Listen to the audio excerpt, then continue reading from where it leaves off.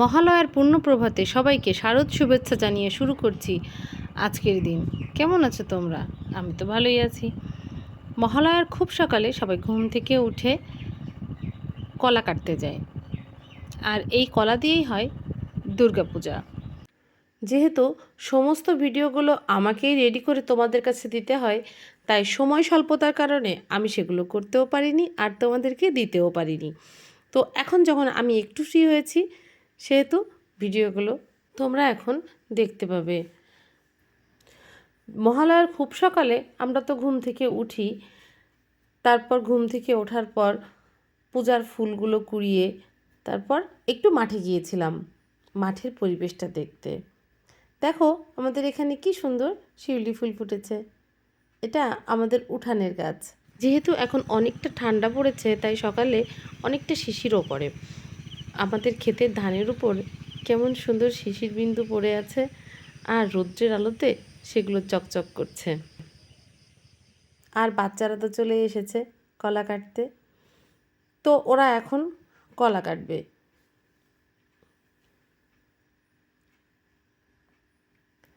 জানো তো, গ্রামের সকালের প্রাকৃতিক পরিবেশটা অনেক সুন্দর থাকে।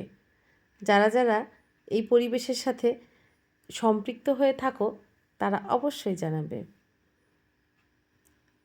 গ্রামের পরিবেশে চারিদিকে সবুজ আর সবুজ, ধান ক্ষেত, কলা ক্ষেত, অনেক সুন্দর লাগে। আর সকালে শিশির ভেজা ঘাস, সে তো সত্যিই সুন্দর লাগে। তো যাই হোক, বাচ্চারা অনেক উৎসাহী এই মহালয়ার কলা কাটার জন্য।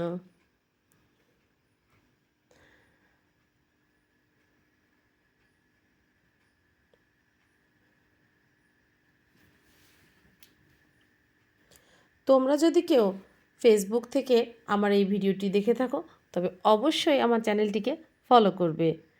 আর যদি ইউটিউব থেকে দেখে থাকো, তবে অবশ্যই আমার চ্যানেলটিকে সাবস্ক্রাইব করবে।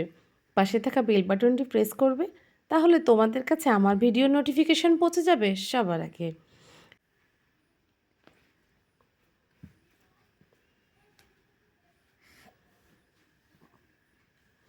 পরবর্তী ভিডিও দেখার আমন্ত্রণ জানিয়ে আমি আমার আজকের ভিডিও এখানেই শেষ করছি। টাটা।